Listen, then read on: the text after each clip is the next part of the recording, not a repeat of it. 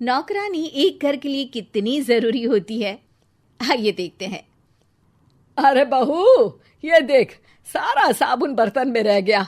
ये नौकरानी कोई काम नहीं करती, गंदा काम करके चली जाती है और ढेर सारा पैसा ले जाती है। अरे मम्मी जी, उसने तो साफ किया ही था। मेरे ही हाथ से इस ग्लास में सर्फ गिर गया था।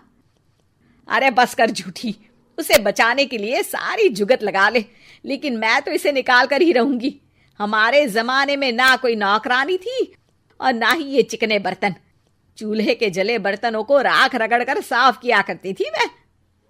अरे माँ जी, मैं कहाँ बचा रही हूँ उसे। और वैसे भी आजकल नौकरानी जरूरत नहीं, स्टेटस सिंबल बन गया है।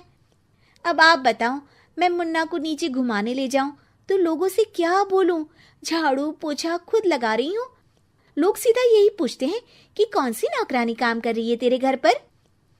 अरे बस कर, ये भी कोई बात होती है? मम्मी जी, आप नहीं समझेंगी। शाम को नौकरानी घर आकर काम कर ही रही होती है कि सास को कहती है, माँ जी, एक बात बोलूं, बुरा न मानना। अरे वैसे तो मुझे तेरी शक्ल ही पसंद नहीं है, बात क्या खाक पसंद आएगी। अरे माँ जी, सुन तो लीजिए क्या कह रही है। तो मैंने कौन सा उसका मुंह पकड़ लिया है? अरे माँ जी, वो लाल साड़ी पहनती हो ना, ना पहना करो। सास का गुस्सा अब तो 7वें आसमान पर होता है। अरे वाह जी वाह, क्यों ना पहना करूं? और तू होती कौन है ये बताने वाली कि मैं क्या पहनूं क्या ना पहनूं? अरे माँ जी, पूरी बात तो सुन लो, वो बोलना क्या चाह रही है। अरे बुरा न मानो आंटी जी। अरे कौन है आंटी? अपनी उम्र देखी है तूने? 2-4 साल ही छोटी होगी मुझसे और मुझे आंटी बोल रही है। बहू सर पर हाथ रख लेती है। अरे अच्छी खासी उम्र दराज हो और आंटी ना बोलूं? मैं तुम्हारी बहू से भी 4 साल छोटी हूँ। क्यों दीदी? बोलती भी क्या, एक तरफ सास यानी पति की माँ, तो दूसरी तरफ नौकरानी जिसके बिना घर का काम नहीं चल सकता। वो दरअसल माँ जी की शादी भी बहुत जल्दी हो गई थी ना। अच्छा ये झगड़ा छोड़ो, ये बताओ तुम माँ जी को लाल साड़ी पहनने से क्यों मना कर रही हो? वो ना, इनकी उम्र की सारी औरतें सोसाइटी में इनके लिए बात करती हैं कि तुम्हारी सास बुढ़ी घोड़ी लाल लगाम है। बहू को ये सुनकर गुस्सा आ जाता है। अरे वाह वाह, कौन बोलता है जी? खुद क्या है यहाँ की औरतें, बाल सफेद लेकिन टाइट जींस और कोई कुछ भी पहने।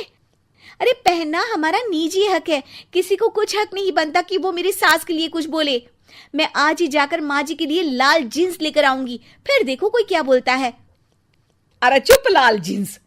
अरे सुन नौकरानी की बच्ची, जाकर बोल दे उन लोगों से कि उन लोगों की तरह मैं उड़ती नहीं फिरती हूँ घर बार छोड़कर। अपने बच्चों और नाती पोतों में मन लगाती हूँ, ना कि सारा दिन ताश के पत्तों में आंख गड़ाकर 3 पत्ती खेलूं। नौकरानी वहां से चली जाती है। वैसे बहू, नौकरानी के क्या फायदे हैं ये तो पता नहीं, लेकिन सबसे अच्छा तो ये कि पता चल जाता है कि कौन किसके लिए क्या बोल रहा है। सोसाइटी में तेरा नौकरानी रखने का इरादा बिल्कुल ठीक था। अगले दिन उन लोगों के घर की बेल बजती है। बहू दरवाजा खोलती है कि सामने कुछ औरतें खड़ी होती हैं। अरे बहू, कहाँ है तेरी सास? बुला जरा। अरे बहन जी, आप सारी एक साथ आइए आइए, कैसे आना हुआ? अरे 3 पत्ते खेलने आई हैं, क्यों खेलोगी?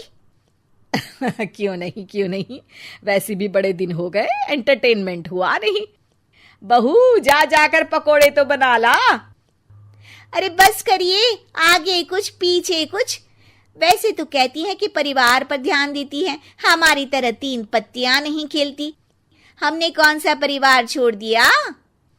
सास सक पका जाती है। अब ये किसने कहा? मैं तो कहती हूँ कि मैं भी थोड़ा बाहर निकलूं।